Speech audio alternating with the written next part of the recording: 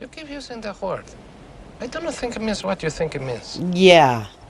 No. The internet is full of character counters, and I'm here to tell you, character counters are full of it. And yet, they're everywhere. Yeah, I feel very strongly about this. Can you tell? You should know that character counters are actually one of those messy, weird problems in computer science. One that people aren't usually aware of. And we really need to talk about this. So, what do character counters count? Well, they're mostly used for two main reasons: storage limit and visual limit. Databases and fields have string limits, and especially if you want to index over them or search and optimize. But we also want to count the conceptual characters for the visual aspect. You want your descriptions to not be too long, or your usernames to be reasonable length. All very reasonable needs. But character counters are not as straightforward as it might sound.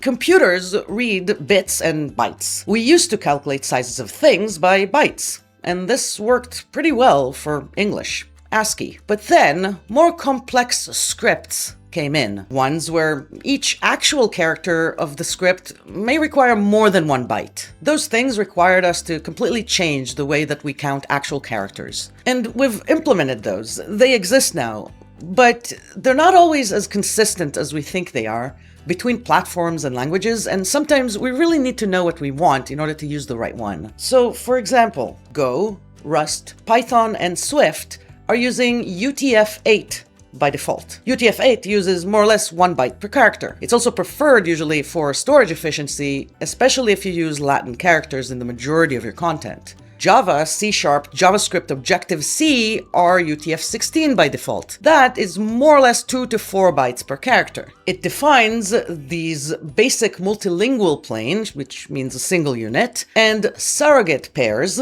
multiple units, mostly emoji, which we will talk about. UTF-16 is much more efficient for Asian languages and languages that are stored with way more than 1 byte. But counting characters in each one of those cases needs some special attention. Before we go into the more straightforward challenges with character counts, let's talk about the elephant on the virtual keyboard: emoji.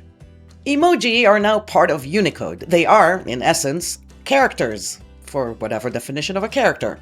Base emojis usually count as 2 characters, because the majority of cases we have UTF-16 and they are surrogate pairs there, which is already a problem for character counters in some use cases if you don't take that into account. But nowadays we also have compound emoji. Those are actually groups of emoji making up one single combined emoji joined by zero-code joiner. For example, this emoji is comprised from this emoji and this modifier, and this emoji is actually comprised of a woman emoji, a zero-width joiner, and a rocket emoji. How many characters are these?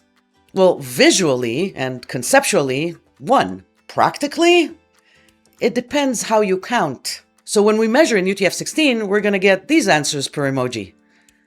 That's because, again, UTF-16 considers emoji in surrogate pairs and represents the whole change of the compound emoji. So you basically put one emoji into the string and got all of that character count. So if we go back to languages that are not Latin, Go, or Rust, or Python, that use UTF-8 by default, will also need some guidance. This string, ni hao in Chinese, will give you 6 bytes if you count length of string. But it's definitely not 6 characters. But if you give it some guidance, you can ask to count what UTF-8 treats runes, which basically counts the code points. And you get the slightly more correct result of 2. But code points will also only take you so far. If you try to be consistent and count the runes in this emoji, in that case you need to get into the more advanced way of counting these things by counting grapheme clusters. These are sequences of 1 or more Unicode code points that should be treated as a single user-perceived character. And using that would give you 1, which is probably what you wanted if you looked at the visual length, but might not be what you want if you care about the storage size. So character counters are much harder than you think, and less predictable than you think. But what happens if you still need them? Well, the real problem is that we conflate the 2 reasons that we need them And those two reasons have two different solutions. If we want visual length for the UI or UX, there are solutions, and if we want the physical size for storage or optimization, there's slightly different solutions. We tend to use the same type of count for both, but that doesn't always work. For example, if you're limiting your input based on bytes, then anyone writing English into it will get about 4 times the length than someone writing Chinese into it. But if you're trying to limit your visual length, you might need more than just technical solutions for that. Because even if you limit on sensible character counts between languages, you will get radically different visual lengths between them. And so really what we need to do is understand what is the actual problem we want to fix, and then choose the solution that works for it. And sometimes we might need to adjust based on what language we're writing it in. Now remember, these are not edge cases. Even the case where people have diacritics in their name may impact your character count depending how you count it. Even if you're not supporting any other script, thinking about these problems of localization can discover weird UX problems in your app regardless. It might show you the limitations of your code that may also be relevant to other contexts. And so if this topic interests you, please stick around, stay with me, and join the conversation. I plan to keep on talking about this.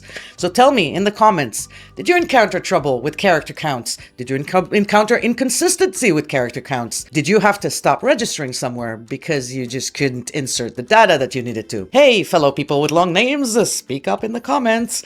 Let's start a club. And for all of us implementing these things, let's start thinking about them a little more carefully. See you next time.